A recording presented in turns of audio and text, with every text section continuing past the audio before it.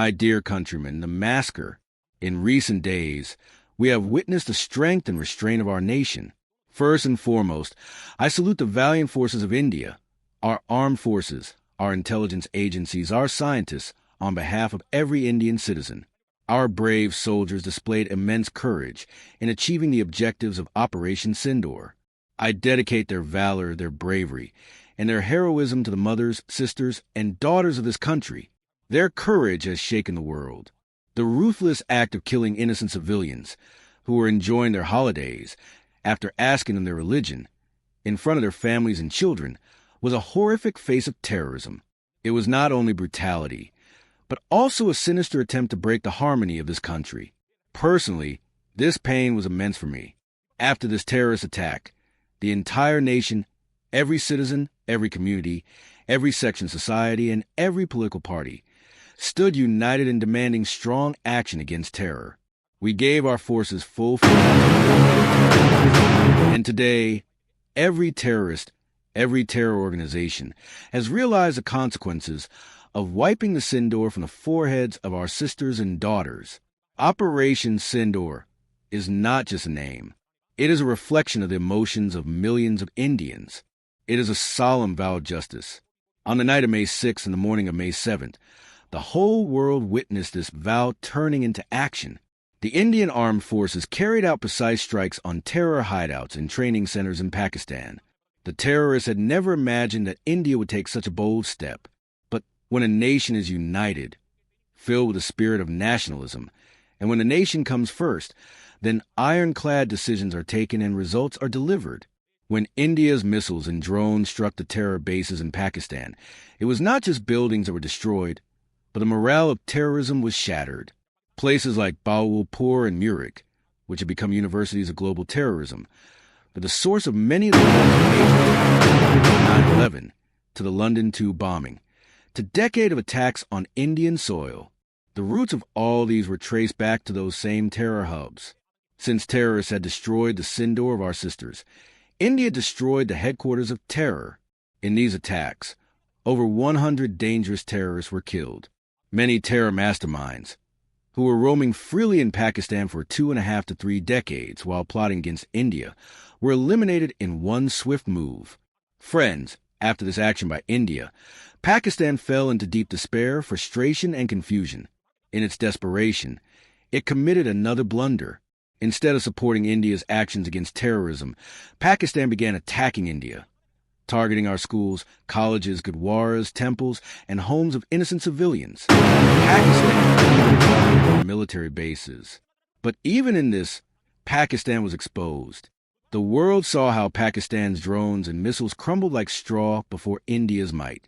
Our powerful air defense systems neutralized them midair. While Pakistan had prepared to strike at our borders, India struck at the heart of Pakistan. Our drones and missiles precisely hit targets, damaging Pakistani air bases that they were proud of. In the first 3 days alone, India inflicted damage on Pakistan of a scale they had not imagined.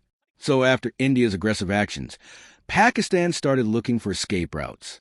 They began appealing to the world to de-escalate tensions. Beaten badly, on the afternoon of May 10, the Pakistani army contacted our DGMO, Director General of Military Operations.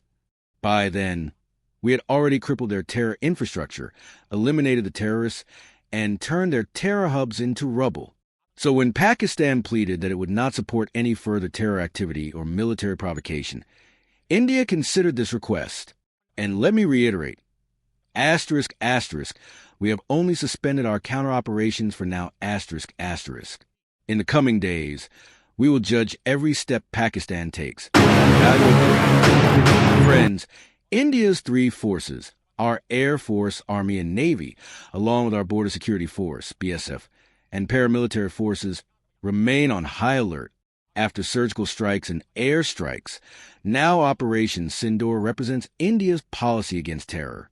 It has drawn a new line, defined a new benchmark, a new normal in the fight against terrorism.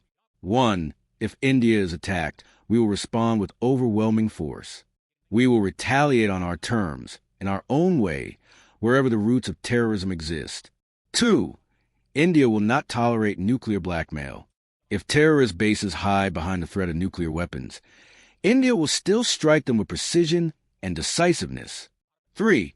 We will not separate terror outfits from the governments that sponsor them. During Operation Sindoor, the world again saw Pakistan's ugly truth. Senior Pakistani military officers attending the funerals of slain terrorists. This is strong proof of state-sponsored terrorism. We will continue to take decisive steps to protect India and our citizens from any threat. Friends, on the battlefield, we have always defeated Pakistan. This time, Operation Sindoor added a new chapter. We demonstrated our strength not only in deserts and mountains, but also in new age. This operation validated the effectiveness of made-in-India weapons. The world is watching. *** 21 SD. Century warfare demands made-in-India defense equipment. ***. Its time has come. Friends, staying united against all forms of terrorism is our greatest strength. This is not an era of war, but it is also not an era of terrorism. Zero tolerance for terrorism is the guarantee of a better world. The way Pakistan's army and government nurture terrorism, one day it will be the reason for Pakistan's destruction. If Pakistan wants to survive, it must dismantle its terror infrastructure. There is no other path to peace. India's position is absolutely clear. ***, terror, and talks cannot go together. ***. Water and blood cannot flow together. I urge the international community as well. India's declared position is, if there are talks with Pakistan, they will be about terrorism.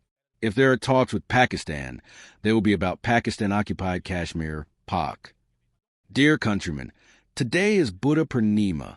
Lord Buddha showed us the path of peace. But even the path of peace passes through strength. For humanity to progress, India must be powerful and must be ready to use its power when necessary. In recent days, India has shown just that. Once again, I salute our armed forces and security personnel. I bow to the courage and unity of every Indian citizen. Thank you very much. Bharat Mata Ki Jai. Victory to Mother India. Please subscribe to my channel for original news.